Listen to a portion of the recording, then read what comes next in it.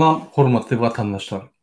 Şu gün 7 oktyabr 2022 yıl heptäniň anyny güni. Türkmenistanyň demokratik platformalarına hoş geldiniz. Şu günkü size şu tema boýunça maglumat berjek bolýan, hormatly vatandaşlar. Ýagny biz şu gün Türkmenistana gaçyp atalgan nirde we nähili ýagdaýda alyp bilerler. Şu arada bir gürleşeli sebäbi şulam öz haklaryny gorumagyň bir ýa-ni alamaty. Gaçyp atalga näçip berilýär, haýsy wagtdan beri gaçyp atalga bar dünýäde we türkmen halky şu gaçyp atalga nähili ýa-ni sebäplerde şul konwensiýa giýip bilerler we öz Ýewropada ýa başga döwletlerde gaçyp atalgyny alyp bilerler. Sebäbi Türkmenistanyň içi türme Türkmenistanyň 45% gaçyp atalgada. Daşyna gelip ýörler, bular pasportly bolsa da gaçyp atalgada. Vatanından gaçyp daşary ýurtda işläp ýörler.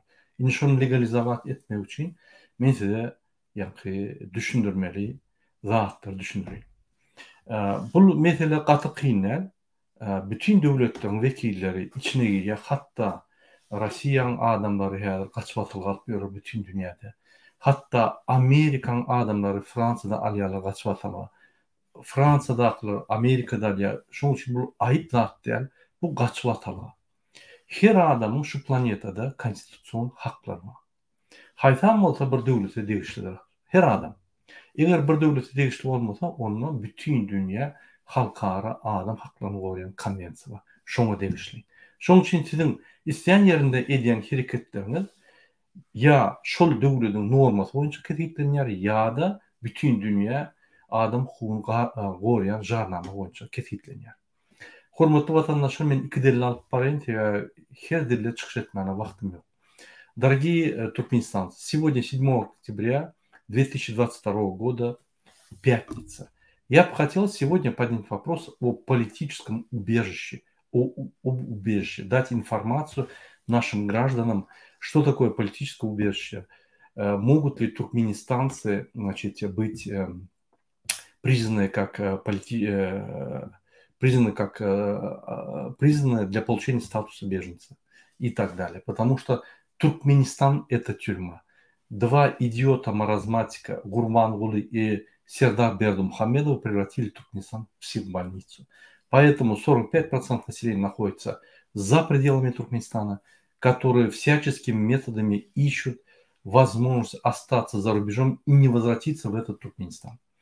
Поэтому они просят убежища или ищут другие варианты, чтобы остаться в этом мире, где работают какие-то законы, где человек человека уважает, где государство уважает Конституцию, Конституция уважает человека.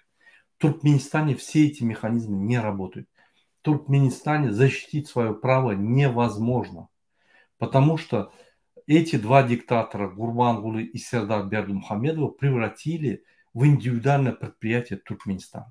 Отец к сыну передает сейчас, сын к другому передает своему родственнику власть. Все родственники группируются сейчас во власти, и в Туркменистане ничего не работает. Работает только телефонное право. Поэтому конституции нету, ничего нету. Туркменистан превращен в тюрьму, психбольницу, потому что все заставляет красить машины в белый цвет, права женщин нарушаются. Все, что можно, не поддается человеческому воспринятию, все это нарушается. Без масок ходить нельзя, за это штрафуют. Теперь с маской ходишь, за это штрафуют. Теперь под маской проверяют, губы накрашены или нет, глаза накрашены или нет и так далее. Останавливают на улицах. То есть дурдом полный. Поэтому Туркменистан превратился в психбольницу из-за двух психически больных человек, которые не знают, что такое конституция, что такое государство, что такое государственность, что такое государственный институт, что такое демократические институты. Они даже разницу не понимают. Поэтому вот эти два человека управляют государством не по назначению, а по принципу семейности. Поэтому я хотел бы в сегодняшнем видео рассказать разницу, то есть всю дать информацию, максимально дать информацию о политическом убежище, в которых нуждаются туркменистанцы. Давайте приступим к нашей теме. Hormatly vatandaşlar. Siyasy gaçyp dünýäniň jemgyýetçiligi tarapyndan izarlanmalardan gaçyp atalga sormak üçin adam hukuklary şeýle hem döwletleriň öz territoriýalaryna gaçyp atalga bermek hukugudyr. Diýmek istenik döwlet, istenik bir beýlik we döwletiň raýatyna gaçyp atalga berip biler. Adamzat taryhyny gaçyp atalga hukugy iki görnüşde boldy. İçerki gaçyp atalga izarlananlar şol bir döwletiň jezasyndan gorunanda gaçyp atalga alýar. Mysal üçin Türkmenistanyň içinde ya Amerikada bir adam izarlanýar ya mafiya tarapyndan ya başga bir zalym tarapyndan onu hökümet şoňa ya gaçyp atalga berip bir ýerde gizliýär, pasportlaryny çalyşýar ýa-ni şol gorýar. İkinji gaçyp atalga daşary gaçyp atalga ya da halkar hukugynyň esasyna başga bir döwletleriň territoriýasyna gaçyp atalga alynan ýagdaýynda. Häzirki zaman halkar hukugy gaçyp atalganyň iki görnüşini ikrar etdi. Territorial bir döwletiň çägine ýagny içki we diplomatik daşary döwletleriň çägine diplomatik missiýanyň diwarlaryna. Mysal üçin Türkmenistanda ine siz bir döwletiň ilçihanasyna baryp şöyle gaçyp atalga dilep bilersiňiz. Ine Amerika bilen Russiýanyň içki immigrasiýasynyň şertleri sen hökümet suratda Amerika baryp şöyle gaçyp atalga dilemeli ya Russiýa baryp. Ýöne beýleki döwletleriň ýa-ki immigrasiýa şertleri başgarak. Şoň üçin Türkmenistanyňky istenlik kösenýän adam ýa-ki döwlet tarapyndan izarlanýan ýa haklary bozulýan adam öz haklaryny gorap başarna ony döwlet tarapyndan gysylýar, emheme gorkuzýan bolsa siz ýagny düşündürüşleri siz suwtnamalary alyp istenlik ilçihana baryp şoldan gaçyp atalga dilep bilersiňiz. Sizi we siziň maşgalaňyzy şo döwlet gaçyp atalga berip biler-de. Şol ýa Angliýa bolsa Angliýa, Fransa bolsa Fransa, Şweýça bolsa Şweýça we beýlik döwletleri ugrulup bilerler. Onu hiç kim saklap bilmeýär. Орчу Гулайн. Политическое убежище – это признаваемое мировым сообществом право человека на поиск убежища от преследования, а также право государства представлять убежище на своей территории. Право убежища в истории человечества было двух видов. Внутреннее, когда преследуемый получал убежище и защиту от наказания внутри того же государства. Внешнее или на основании международного права, когда убежищем служит территория другого государства. Современное международное право признает два вида убежища. Территориальное на территории этого государства или же дипломатическое в стенах дипломатического представительства на территории иностранного государства или на территории иностранного государства. Siyasi gaçyp atalga belli bir sebeplere göre öz vatanında izarlanan adama berilen aýratyn hukuk statusu. Adatça siyasi, dini ve beýleki inançlar üçin şeýle hem halkary we milli kanunçylyga laýyk gelmeýän hereketler üçin izarlanan adamlara berilýär. Amerikanyň Birleşen Ştatları we Rossiýanyň öz içinde alýan köp ýurtlaryň kanunçylygyna laýykda bir dalaşýar gaçyp atalga sorýan döwletiň çägine gaçyp atalga sorap biler. Bu diýmek näme? Ýa-ni düşmýärdi. Amerika bilen Rossiýanyň içki immigrasiýon şertleri boýunça içiniň kanunlary laýykda siz diňe şo Rossiýa ýa-da Amerika baryp şo ýerde gaçyp atalga dilep bilersiňiz. Oturan ýerinizde Türkmenistanyna dilep bilmersiňiz. Ine beýleki döwletler, mysal üçin Polşa ya Litwa, men şunu barlamasam aýdyp bilemek göni ýöne köp döwletler şoň ilçihanasyna baryp alyp bolýar gaçyp atalga. Onu baryp sorak görmeli ilçihanalardan. Политическое убежище – это особый правовой статус, предоставляемый лицу, которое по определенным причинам преследуется у себя на родине, обычно за политические, религиозные и иные убеждения, а также за действия, неквалифицируемые в международном и национальном праве. Государство пребывания как правонарушение и право на въезд и пребывание на территории данного государства. Согласно законодательству большинства стран, в том числе США и России, подать запрос на предоставление убежища заявитель может только находясь на территории государства, в котором заявитель просит убежище. Üçüncü bölümü Ine 1948-nji ýylyň 10-njy dekabrynda BMG'niň Birleşen Milli Guramasynyň baş assambleýasy adam hukuklarynyň äsgermezligi we äsgermezligi adamzadyň we gozgolan edýän wagtçylykly hereketler sebäp boldy. Şol adamzadyň hukuklary we adamzadyň haklary bozulan soň ine şu 10-njy dekabrda 1948-nji ýylda BMG'niň baş assambleýasyna adam hukuklaryny äsgermezlik üçin ýa-ni oturup karar kabul edildi. Adam hukuklarynyň ähli jarnamasyny tasdiklandy. Ine şol jarnama adam hukuklaryny ýa-ni kesgitlendirdi we şol adam hukuklary bozulan soň şonu kesgitlendirip beýleki döwletleri şol konwensiýa gol çekin we şo ýerde öz döwletlerinde öz halklarynyň haklaryny goramaly we şonu boşnama almaly diýip ýa-ni karar çykardy. Şol jarnamanyň 14-nji maddasy şeýle diýär. Adam hukuguna bagşlanýar. Men şonu okap bereyim. Her kimiň beýlik ýurtlardaky izarlanmalardan gaçyp atalga gözlemäge we ondan peýdalanmaga hukugy bardyr. Diýmek, her bir adam şol öz ýurtunda ýa başga ýurtda izarlansa, onu ol şo ýurtda ýa başga ýurtlarda gaçyp atalga almagy dogry haky bardyr diýip aýdylýar. Bu hukuk hakikatda siyasi değil, cinayet işine ya da Birleşen Milletler Guramasynyň maksatlaryna we ýörelerine ters gelýän kadyýet jogapkärçiligine çekilen halatda amala aşyryp bilmeli. Masal üçin egerde sen kanunlar bolsaň, döwletiň içindäki cinayet işletlerini ýeni bir etsem, onu sen ýa gaçyp atylga alyp bilmezsin. Ýöne egerde sen öz haklaryny gorap ýa-da sen haklaryň bozulan ýagdaýynda, masal üçin dini ýagdaý, ynanç, siyasi sen ýa-ni alparan işin boýunça ýa-da građan aktivnosy boýunça şu ýaly izarlanmalar bolsa, hökümet tarapyndan ýa-da bir toporun tarapyndan onun ýagdaýyna onu sana ýa-ni gaçyp atylga bermeli, sen hakyň bar.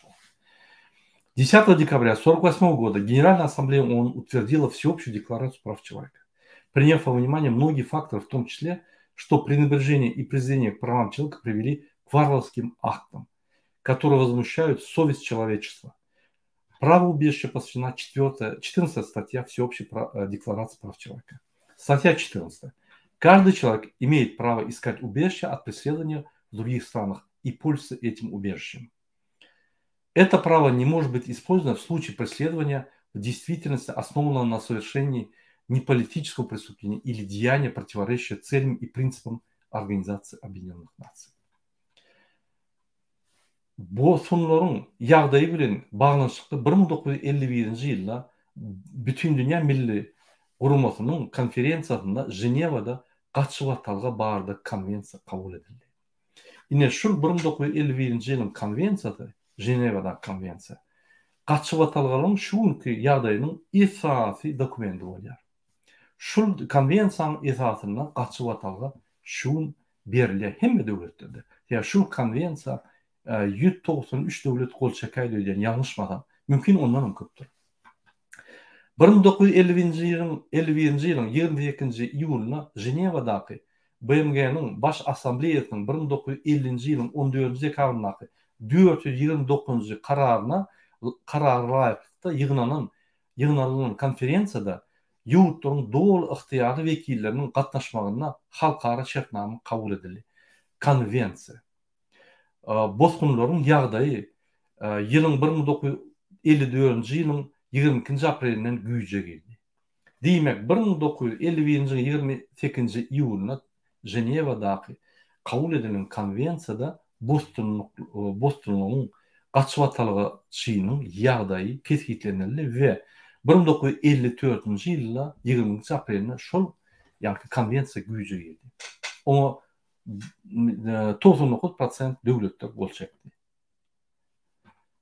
Konvensiýany bozgun adalgasynyň kesgitlemesi berildi we bozgun statusynyň berilmegi esatyna umumy düzgünler kesgitlenildi. Konvensiýa hukuklaryny alýan bozgunlary böýleklerini kabul edýän ýurdun raýatları bilen deň derejede we beýlekliğin daşary ýurtlar bilen deň şertlerde seredilmegi we olaryň haklaryny kimsitmegi gadagyn edildi. Konvensiya bozgunlary milli howpsuzlygyň beýligi üçin ýurtdan çykarmagy mümkinçilik berýär. Ýöne izarlamalardan gorkup gaçyp giden döwletlerine dolanmagy gadagyn edýär.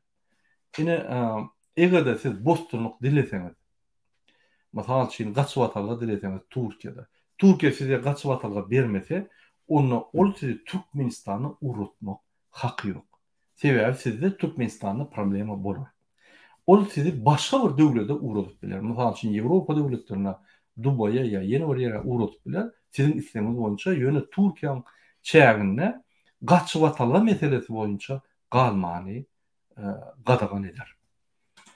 Ine hormatly vatandaşlar, men öz tiline düşündireyim. Женевская конвенция о статусе беженцев 1951 года. Основная статья Конвенции о статусе беженцев. 28 июля 1951 года в Женеве на конференции, созванной в соответствии с резолюцией 429-5 Генеральной Ассамблеи ООН от 14 декабря 1950 года с участием полномочных представителей стран был принят международный договор Конвенция о статусе беженцев, вступившую в силу 22 апреля 1954 года. Конвенция дала определение понятия «беженец» и установила общие правила, на основе которых предоставляется статус беженца. Конвенция запретила какую-либо дискриминацию беженцев, получающих права частично наравне с гражданами принимающей страны и частично на тех же условиях, что иностранцам. Конвенция допускает выдворение беженцев в интересах государственной безопасности, но запрещает их возвращать в государство, из которого они бежали, опасаясь преследования. То есть, если вы просите, допустим, в Европе или в Турции или где-то политическое убежище или просто убежище, да, территориально, не имеет значения, какое убежище, согласно конвенции, Женевской конвенции 1951 года, то вы, если в случае того, что будет отказ, вас не имеют права депортировать из страны, где у вас были проблемы, откуда вы приехали. Вас отправят в третью страну, но не туда, откуда вы приехали. Siyasi gaçywatalga sebäplere göre tapawutlanýar. Jinssaýdan kemsitme, etnik dawa, siyasi garaşlar we ynançlar. Scientology, Jehova siýasatlary, baptistler, Jehova şaýatlary, baptistler, käbir sosial toporlara egerde siz degişli bolsaňyz LGBT ýa ýene birde ine şonu size aýrat inseredip sizi kimse diýenini bilip size gaçyp atala berip bilerler. Обычно türkmenler ýa-ni her wagt türkmenler esasy syýasy garaşlar boýunça alýarlar ýa-da insanlar boýunça, ýani ynançlar boýunça. Mysal üçin siz din tarapdan Türkmenistanyny kimse diýemez. Siz gaçyp atala bilersiňiz. Siz syýasy tarapdan ýa-da aktivist tarapyndan ýa-da öz haklaryny gowrap şu döwletde kimse diýen bolsaňyz, kimse dilýän bolsaňyz, onda siz syýasy ýa-ni garaşlar tarapyndan özüňize gaçyp atala alyp bilersiňiz. Иммиграционные кейсы для политического убежища различаются в зависимости от оснований. Расовая дискриминация, межнациональная вражда, политические взгляды и убеждения, сиентология, свидетели Иеговы, баптисты, принадлежность к определенным социальным группам, например, ЛГБТ. Ини hormatly vatandaşlar, men size düşündürdüm esasy gaçyp atalga boýunça kanunlary we olaryň şertleri. Ýatda saklamalar Ženevada adam hukuklaryny gowrayan konvensiýa bolup geçdi, ýani konferensiýa bolup geçdi. BMG'nin, ýani bütün dünýä birleşik gurulmasynyň şu ýerde adam hukuklaryny gowramak boýunça adam hukuklaryny gowramak we gaçyp atalga boýunça şu ýerde kararlar kabul edildi. Şu konferensiýada ýani karar kabul edildi. Ženevska konvensiýa diýip, konvensiýa bolan karar, ýani bileşme bolýar. Ýani karar kabul edildi. Şu karar bileşme kararyna Ženevadaky adam haklaryny gowrayan yani statyadyna gaçyp atalga düşünjesi girildi ve şol ýerde onuň şertleri ketgirildi. Yani ýatda saklamalar, siz siyasi tarapdan gaçyp atalga bilýäňiz, siz diskriminasiýa ýani şo tarapdan ýani jins taýdan kimsitme tarapdan gaçyp atalgan bilýäňiz, siz etniki dawa boýunça gaçyp atalgan bilýäňiz, siz ynançlar boýunça gaçyp atalgan bilýäňiz. Mysal üçin Iyagova şaýatlary, baptist ýa ýene Scientology bolsaň, ine şu boýunça alyp bilersiň. Käbir sosial toparlasy degişli bolsaňyz, ine LGBT diýdi, şu boýunça da alyp bilersiň. Ine şol bilmeýär zatlar. Inni men näçe şu temany düşündirýän sebäbi DVT toparlaryň demokratik platforma, opozisiýanyň demokratik platforma tarapyndan biz öz watandaşlarymyza cemiyet bilimleri berýär ve bütün dünya kanunları, bütün dünya konvensiyaları, bütün dünya şertnamalaryny ýani maddalaryny halkymda düşündirýär. Biz halkymyzy cemiyet tarapyndan güýçlendirýär we östürýär. Ine şoň üçin men şu temany düşündirýän ýa maňa bir topar adam jaň edip sorýar şuny. Murada ine mysal üçin bir soru, murada men näil politik ubeş almaly? Men näil siyasi ýani gaçyp atalga alyp bilemmi? Siyasi tarapdan. Дорогие туркменистанцы, почему я это все рассказываю? Народное движение «Демократический выбор Туркменистана» и демократическая оппозиционная платформа Туркменистана занимается просвещением наших граждан. Мы объясняем их права не только внутренние Туркменистана, но и международные права. Мы объясняем права, полученные туркменистанцами от того, что Туркменистан, государство Туркменистан, правительство, в лице правительства подписало много международных конвенций, по которым они могут защищать свои права как внутри Туркменистана, так и снаружи Туркменистана. Одной из этих конвенций, Женевская конвенция 1951 года, которая вошла в силу 22 апреля 1954 года, там говорится о политическом убежище или об убежище, о статусе убежища. Используя Женевскую эту конвенцию, туркменистанцы имеют право получить статус беженца. Статус беженца бывает разного вида. По расовой дискриминации, значит, даются статус беженца. Кейсы бывают, иммиграционные кейсы. По межнациональной вражде, это значит, допустим, ты азербайджанец, женился на армянке. И вот вы не можете ни в этой семье жить, и ни в другой семье, у вас есть межнациональная вражда между семьями, и вам не дают это покоя, вы вынуждены уехать. Политические взгляды. Вы не согласны с политикой, значит, проводимой диктаторской или другой политикой этого государства. Например, есть американцы, которые получают политическое убежище во Франции. Есть французы, которые получают в Америке. То есть не обязательно несогласие с диктаторской политической системой. Ты можешь быть не согласен и с демократической политической системой, которая тебя угнетает. Ты это должен доказать, и тебе дают политическое убежище. Просто чуть-чуть странно, когда ты от одной демократической системы, допустим, Америки, убегаешь в другую демократическую систему Франции. Тут нужны весомые аргументы. За свои убеждения, допустим, ты веришь в Иегову, свидетель Иеговы, или баптист, или сиентолог, или еще какой-то другой религии принадлежишь, а в той стране, где ты проживаешь, допустим, крестьяне или католики, или же мусульмане, они тебе мешают, не дают жить или тебя угнетают. Принадлежность к определенным социальным группам, ЛГБТ или другие группы.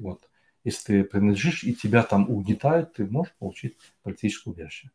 У меня спрашивают, многие, очень много звонят с Европы, с Варшавы, с других стран, с Турции, как мы можем получить политическое убежище. Я хочу на эти вопросы ответить. Прежде чем ответить на этот вопрос, я должен дать обзор, что я сделал. Теперь я отвечу на эти вопросы. Сначала по-туркменски, потом по-русски. Ine şuraya sorular mırada men nähili siyasi gaçwatalga alıp bilerim. Birinçiden siyasi gaçwatalga almak için siz haklarınızı goramaly. Siz haklarınızı goranyna, ýani mysal üçin Türkiýede, Türkmenistanda ýa başga döwletde size sizin haklarınızı biri ýani bozmaly. Siz şonu suud etmeli. Eger siz suud etbilmeseňiz, siz prokuratura yüzlenip görmeli.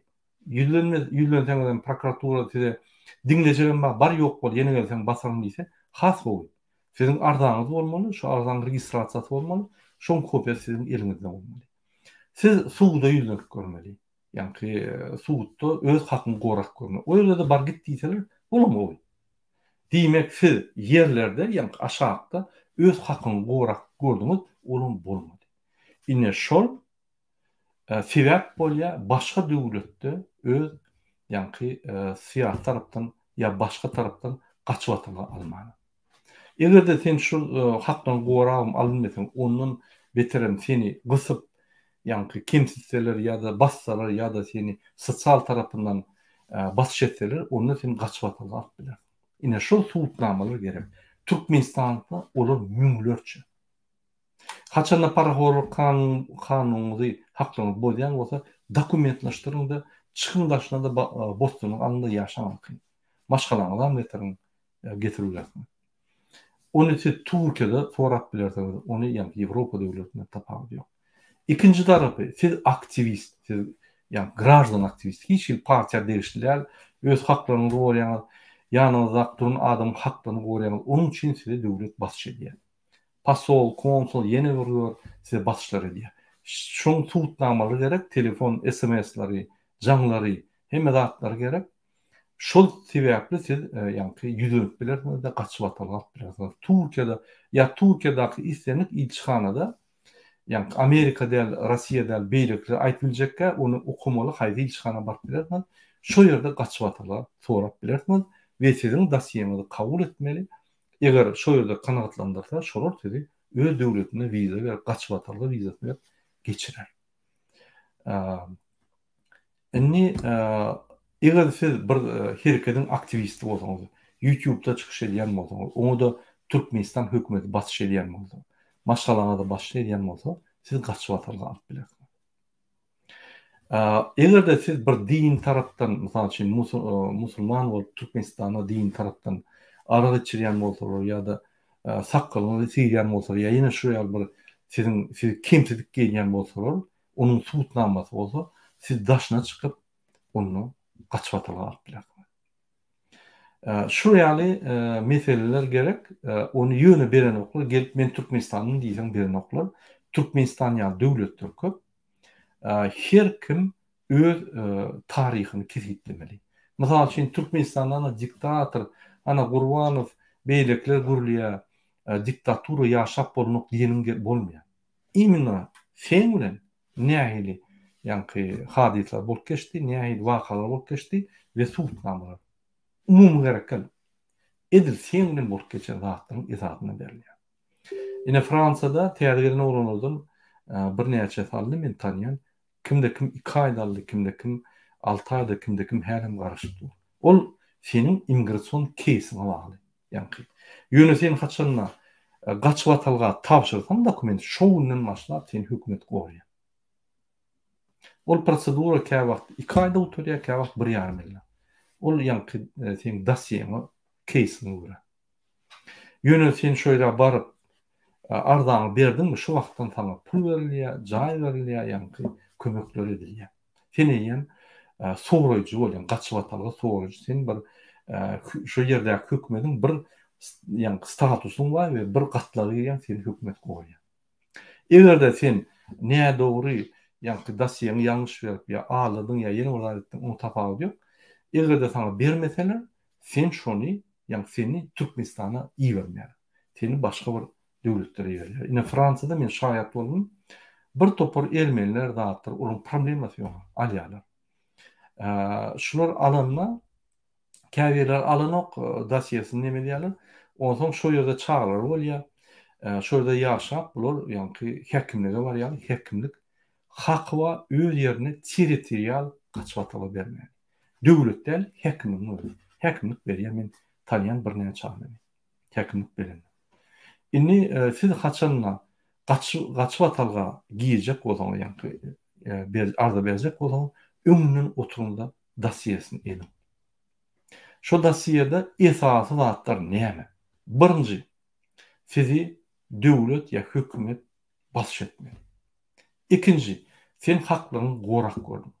Siyasi meselede döwlet ýa din tarafta başka bir adam ya bir topor ya da dövlet tapal yok. Size batışlar olmalı. Şu batışları siz duracak bolup görmeli. İkinci, siz öz yaşayan yerinde çalışıp görmeli. Mesela için bu vilayette olsanız başka vilayete koştuğunuz oyun yönü problemler devam ediyor. Okey. Demek kuturmadı. Üçüncü, siz öz haklarınızı koğra prokuratura yüzünüp görmeli. Eğer de şu 3-4'ler bolmadık yağdayına 99% size kaçıvatırlar beriyerler. Onun daşından mesela için eğer sen aktivist olsan, eğer sen siyasi kaçıvatırlar alacak bolyan olsan, onda sen çıkışlar etmeli. Yani bir yerde protesta görmeli, bir yerde YouTube'da görmeli. Yani sultnamalar olmalı. Yani sultnamalar deyip bir topar dokument yığınamalılar. Sen kaçıvatırlar, sen kavak yani pasportuna market bilen o şeyler yani mesela için Ukrayna'nın kaçıvatırlar şeyler ya pasportlar yok kabul. Sana beriliyor. Sen düşündürüşüne göre, inandırışına göre. Yani şu yani ol bir ne diyeyim kan açık maglumat ine şu yani atıp koya kaçıvatırlar. Yönü haçan siz kaçıvatırlar arda beren yağdaymadı. Şu dögülü hiç kime aytmıyor. Korkma. Türkmenistan men tapar, maşalamı basar. Hiç sadım etmez, bilmiyorum. Qadağan o maglumatları bermek. Ila aytada şu Türkmenistan'ın gelin olsa Türkmenistan döwletine. Hiç bir döwlete berilmeýär. Maglumatlar geldi. Eger de bir yerde berilen bolsa, size şu gün gaçwatyla berýärler, hökümet ştraf töleýär size we sizin maşgalaňyzy gorýar. Şoň üçin ine şu zatlar ýa-ni gaty bir saklanyp gelýär. Bu döwlet derejesinde geldiň we gorulýan zatlar. Şoň üçin gorkmak gerekler. Ol bir. İkinci. Ay men gaçwatalga alsam Türkmenistany gaýt bilemok. Dogrudan gaýt bilemok. Sebäbi Türkmenistany gaýsam, dimek sende problema ýok gaçwataldan aýrylýar. Ýöne gaçwatalga alyp, ýuwaşadan işläp, grajdansyk alsam, ýani şu döwletiň pasportyny alsam, Türkmenistana bark gelme eýem hiç il tapal ýok. Mesela üçin sen gaçwatalga aldın Germaniýada. Türkiye var, kardeşlerinin doğuşta yeni kaydılar ya da İran'a var, kaydılar ya Özbekistan'a, Kazakistan'a, komşu devletlerde doğuşta problema yok. Ya Germaniya çağır kardeşlerinin problema yok ondan. Şoň üçin gaçwatalgadan gorkmaly, alyp bolýar. Hiç ile ulu bir probleması yok. Ýöne belli adamlardan sormaly, olar sana düşündirir ve dosiýen gowy taýýarlamaly ve bermeli. Onu sen arda birinin bilen öz agymdan gepläp bütün dünýä ýaýradaýmasan hiç kim bilen okşar. Hiç kim. Pasolsa konsulstwana Ýewropada hata beden oklar. Inanyňyz. Olar maglumata aňyza dursun. Olar gaçýar. Olar şol ýa-ni международный institutlardan, olar demokratik institutlardan gaçyp ýörler. Olary pravozащитниктер, halkary gurumlar gözläp ýörler, jurnalistler gözläp ýörler.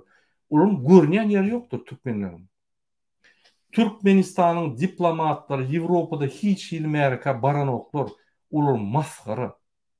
Olar hiç kim hata eden ok, olar diktatoryň hyzmat edýän gullar diýip hata edilýär. Olaryň gir bileşýänem ýoklar. Elbetde olar oňuňa jaň edip aglaýandylar, menim diktator garşy, meni hata edin, menim diplomat diýip. Alýanlar olar. Ýöne ýa halkary gurumlarda bulara üns berýänem ýok, buların diktatorlygyny belli. Şoň üçin bir ýerde bir Amerika zat bolsa bular ýa-ni ofitsialny bir 15 minutlyk barýarlarda gaçýarlar çap. Sebäbi şo ýerde jurnalistler, şo ýerde beýleki ýa-ni hökümetden ýolbaşçylyk tora berýär gaçýarlar. Ine şu ýaly, şoň üçin egerde siz din tarapdan ýa-ni din tarapdan inanç tarapdan egerde siz batışlar bolmaýan bolsa, egerde cins tarapdan kemsitme ýok bolýan bolsa, eger etnik ýagdaýda kemsitme ýok, etnik dagalar bolmasa, siýasy garaşlaryň we inançlaryň üçin sen batışlar bolmasa, käbir sen sosial toparlary, ýa-ni LGBT ýa toparlara girmesen, sen gaçwatalga alyp bilemok. Ine şu ýaly. Ine ýene bir soru berýärler, men ha orçça düşündireyim. Уважаемые туркменистанцы и гости нашего канала, мне задали вопрос. Вот я хочу получить убежище, что мне делать? Я только что перечислил все категории, по которым дают убежище. Это миграционные кейсы. У вас должны быть доказательства. Какое должно быть доказательство? Если, допустим, вы идете по политическим мотивам, политическое убежище, вы должны предоставить документы, что вы боролись, что вы были против, и вас привлекли к суду на 15 суток, или еще что-то, или еще что-то. Следующее. Вы должны попытаться защитить свои права, то есть обратиться в прокуратуру. Третье. Вы должны попытаться защитить свои права в суде. Вы обратились, у вас даже заявление не приняли. Это тоже считается, но копии ваших обращений должно быть. Четвертое. Вы пытались поменять место жительства. Допустим, вы жили в Ахалском вилаяте, вы уехали в Балканском жили, уехали в Ташауске, но проблемы продолжаются. То есть это говорит о том, что не успокоился, а продолжаются проблемы. Вот в этом случае вам дадут обязательно политическое убежище. В зависимости от вашего кейса, то есть это по убеждениям, по религии, по активности вашей политической или же по принадлежности к каким-то определенным социальным группам. В зависимости от этого, в зависимости от кейса, все делается. Но принцип один, алгоритм один. Мне недавно звонит один наш знакомый, незнакомый туркменистанец. Вот, мне отказали политическое убежище, я не знаю, что делать, я не знаю, как давать, я не знаю, как это. Просто так не идите, не сдавайте и не просите убежище. Надо подготовиться, надо сесть, написать вашу историю. Эта история должна отвечать алгоритму, который я сказал. Это убежище, вы красный, зеленый, черный, белый, туркмен, русский, американец, разницы нету. Ко всем подход одинаковый. Там должна быть история касательно вас. Не так, что вот в Туркменистане машины красят, это такое. Вот Курбанов говорит, это, за это не дают. Вот в этой истории, ваша история какая? Где вы пострадали? Потому что вот в этой истории, которую мы рассказываем, есть много людей, которые живут прекрасно, лучше, чем даже в Европе. Они берут взятки в месяц по 100 тысяч, по 50 тысяч. Они живут лучше, чем даже в Европе. Поэтому вы должны показать, к какой категории людей вы относитесь, и у вас есть реальные эти проблемы. Вот, в принципе, я объяснил основные принципы политического убежища или убежища. Вы подаете документы, вам сразу дают, даже кейс нулевой, вам сразу дают статус просителя убежища. С этого момента вы на государственном обеспечении, вам дают зарплату, квартиру и так далее, и так далее, и так далее. Ну, зарплату я имею в виду пособие. Далее, на период рассмотрения вашего дела, это может быть 2 месяца, может быть 1,5 года, на период вашего рассмотрения вас держат, охраняют, дают полную безопасность. В случае вашего отказа вас не отправляют в Туркменистан 100%. Вас отправляют в другое место. Есть еще миллион других способов продолжать свой кейс, продолжать, значит, просить убежище. Не думайте, что вам отказали, все. Нет, есть еще следующее судебное разбирательство, следующее, новые обстоятельства и так далее, и так далее. Это как в суде. Суды не такие, как вот в трибуналах, другие суды. Они социальные суды.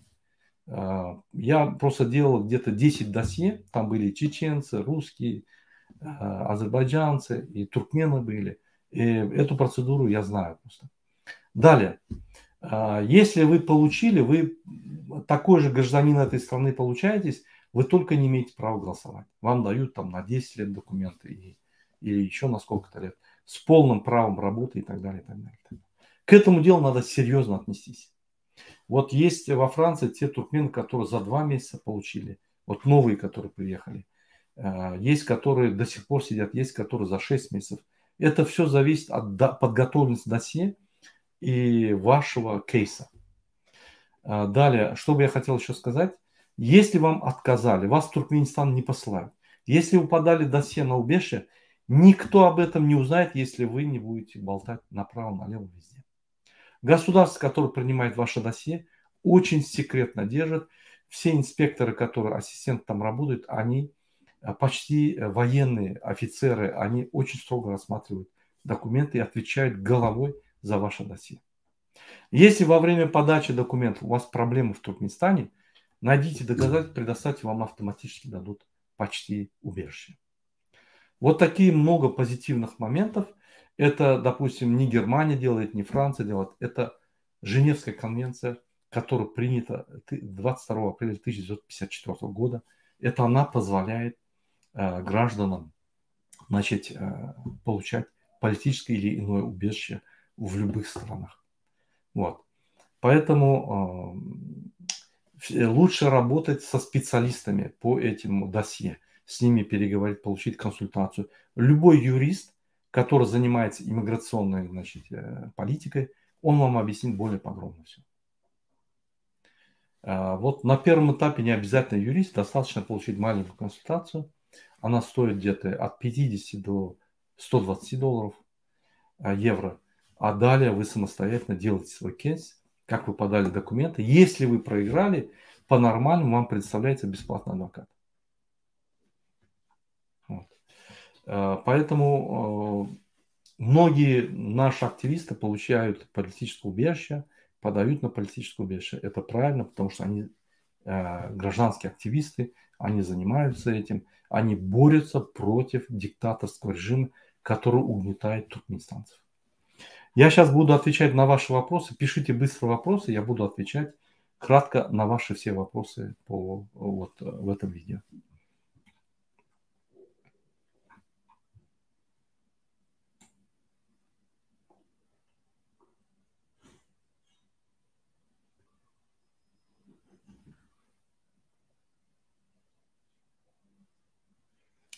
Окей, вопросов нету.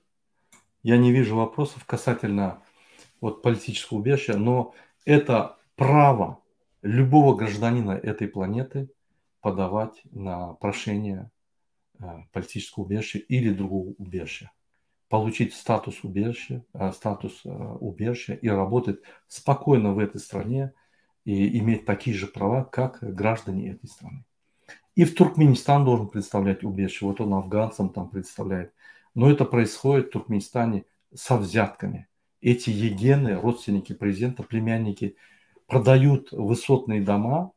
Если они стоят, допустим, 100 тысяч, они за 200 тысяч продают. И вот за 100 тысяч они делают паспорт, то есть убежище и паспорт этим людям.